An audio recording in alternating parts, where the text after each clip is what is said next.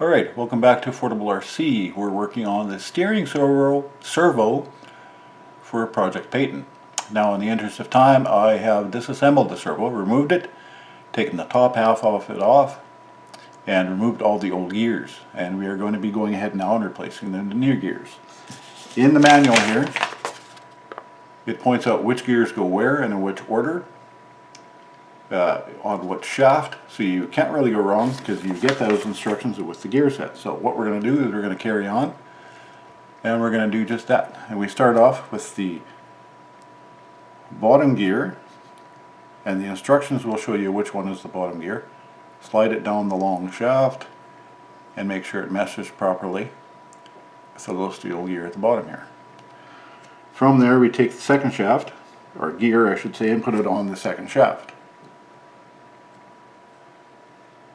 Slide it down, make sure it meshes good.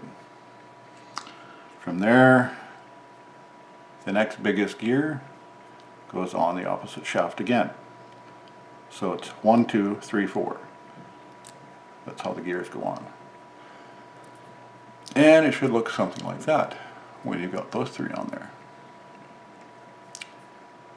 And you can give it a little wiggle, a little twist. Don't try it too hard. Finally, the top gear goes on the fat shaft, the shorter one. What you want to do is you want to make sure that when you slide it on, you've got it as close to the middle, and by the middle, the gear only has teeth on one side, if you can see right here. And the teeth that are on it have to line up with the gear on the other side. So slide that down. It'll kind of click into place.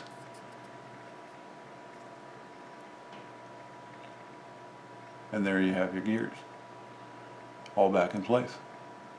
Now, as I said, make sure that you've got gears to gears at the top here, right in there, or you will have a non-functioning servo.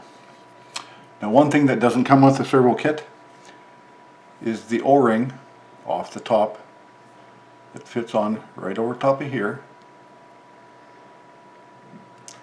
Slide it on down, and that waterproofs the servo from the top. It doesn't come with the kit, so take it off the old broken gear and reinstall it. From there, we can simply reinstall the body O-ring, which is a fairly large pain in the butt, but we'll carry on.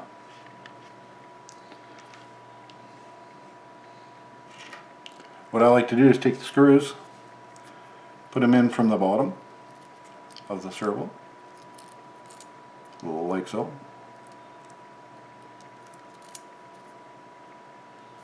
I don't know where the fourth one walked off to, but then flip it over, hold those gears up, or those screws up I should say.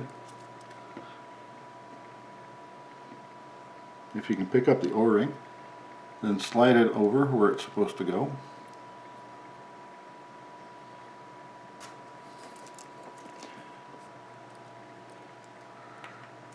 Off there. Snap together. Twist a screw in to hold it in place. Right there. Back to center. All the way left.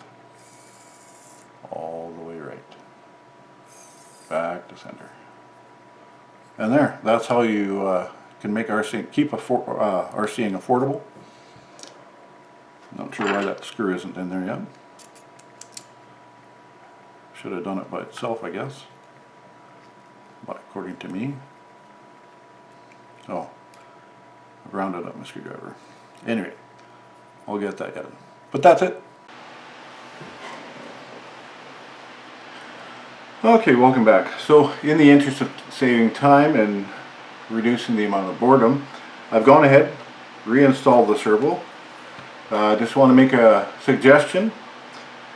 Before you mount this cover and mount the servo in place, plug it all in, plug your servo back in, turn your radio on, make sure your trim is all set to neutral or center, then turn your radio on, make sure that the servo is centering properly, then go ahead and mount the servo horn and attach the steering connection. If you do that, you will be able to drive and have a relatively close to center, and then you can just adjust your steering a little bit with your radius trim. So again, there it is. That's it installed.